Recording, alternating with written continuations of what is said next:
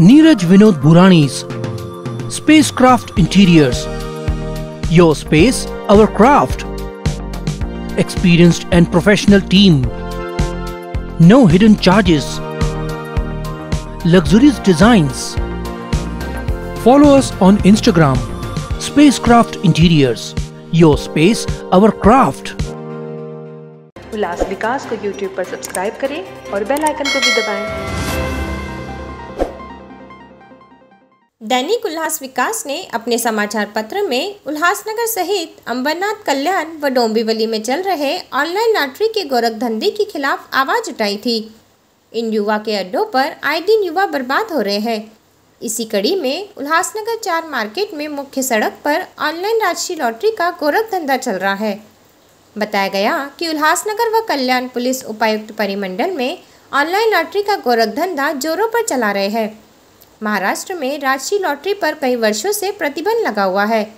ऐसे में वकील राहुल चतुर्वेदी सोमवार शाम करीब 5 बजे कैंप 4 स्थित मुख्य बाजार से गुजर रहे थे, तभी उन्होंने लॉटरी का यह अड्डा देखा।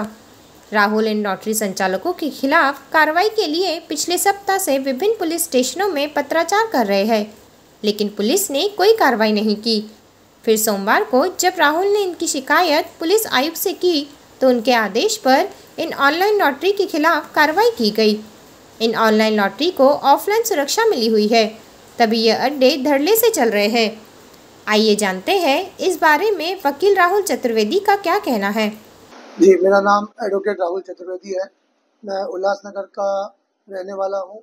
उल्लासनगर में मैं कुछ दिनों से बात नोट कर रहा था कि जगह जगह पर जुए, मटके के अड्डे और एक नया प्रकार का जुए का अड्डा चालू हुआ है जिसे कहते हैं राष्ट्रीय लॉटरी सेंटर। और ये सिर्फ उल्लासनगर में नहीं, उल्लासनगर के आजू बाजू एरिया में बहुत ज़्यादा फैलते जा रहा था। मैं इसे नोट कर रहा था बहुत दिनों से, और कुछ दिनों से मैं 4 नंबर का मेन बाजार, भाजी मार्केट का मेन सेंट्रल हॉस्पिटल के बाजू में एक छोटी सी दुकान थी, मैं देख रहा था वहाँ पे हमेशा 25-30 लोग खड़े रहते थे, कुछ रिक्शा वाले लोग खड़े रहते थे। तो मैं जानना चाहा कि क्या हो रहा है यहाँ पर। जब मैंने जानने के लिए वहाँ पे गया तो मैंने देखा कि वहाँ पे इलीगल जुए का काम चल रहा था राष्ट्रीय लॉटरी के नाम पे। मैंने पता किया राष्ट्रीय लॉटरी है क्या, तो मुझे पता पड़ा है राष्ट्रीय लॉटरी बैंड है महाराष्ट्र में। बहुत वर्षों पहले इसे बैन कर दिया था, लेकिन इसके नाम पे जुए आज भी चल रहे हैं। और ये जुआ कैसा है, मात्र 20 रुपये आप लगाइए, जीत गए तो 180 रुपया पाइए। इस प्रकार से ये लोगों को बेवकूफ़ बना रहे थे। और इसमें लूटने वाले कौन थे? सब बेचारे ऑटो वाले जो एकदम तिहाड़ी मजदूर है, दिन भर मेहनत कर रहे हैं और आके यहाँ पे जुआ खेल रहे हैं। और मैंने बहुत लोगों से पूछा, सब मुझे एक ही कहते मिले कि हम हार गए, हम हार गए। सबसे बड़ी जो दुख वाली बात यह है, ये जो जुए का अड्डा था ये विट्ठलवाड़ी पुलिस स्टेशन से मात्र 200 मीटर की दूरी पर है।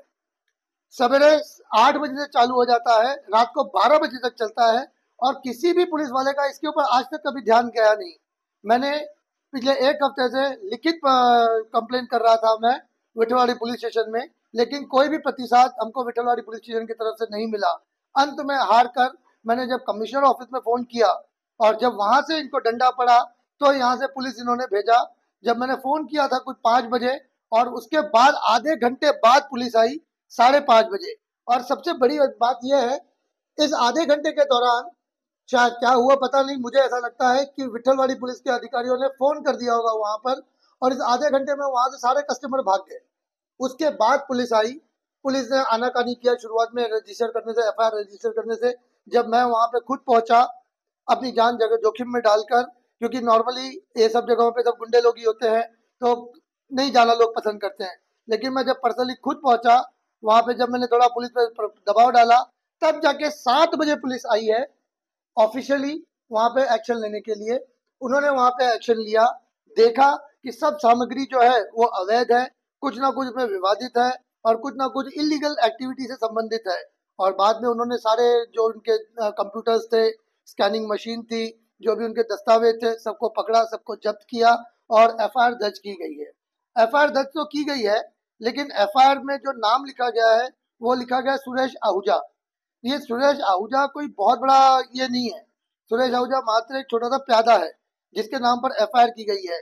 सबसे बड़ी समस्या ये है कि इस पूरे जो सिस्टम है ये जुए का, ये राष्ट्रीय, ऐसे उल्लासनगर में लगभग मेरे अंदाजे से 15-20 जगहों पे ये राष्ट्रीय लॉटरी चल रही है, और अगर आप ये पूरे थाना जिला में देखेंगे तो मेरे अंदर से 300-400 से ज्यादा लॉटरी सेंटर्स होंगे। इसका मेन मास्टरमाइंड कौन है? पुलिस ने एक को तो पकड़ लिया, लेकिन इसका मेन मास्टरमाइंड जो है, इसके बारे में पुलिस कुछ भी नहीं बोल रही है। आपको याद होगा कुछ वर्ष नहीं, इसी लोकसभा इलेक्शन से पहले माननीय प्रधानमंत्री जी ने एक मुद्दा उठाया था छत्तीसगढ़ का, महादेव लॉटरी का, जो लगभग 5,000 करोड़ से बड़ा का स्कैम था। मुझे भी लगता है कि ये जो स्कैम है, ये छोटे से सुरेश आहूजा के बल की बात नहीं है।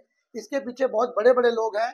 ये लॉटरी क्या है, कहाँ से ऑपरेट होती है, कौन किस सिस्टम बनाता है, किसके पास प्रॉफिट जाता है, वो प्रॉफिट किस चीज से यूज होता है, वो किस माध्यम से डिस्ट्रीब्यूट होता है, इस सब पे एक शोध करने की जरूरत है, इन्वेस्टिगेशन करने की जरूरत है।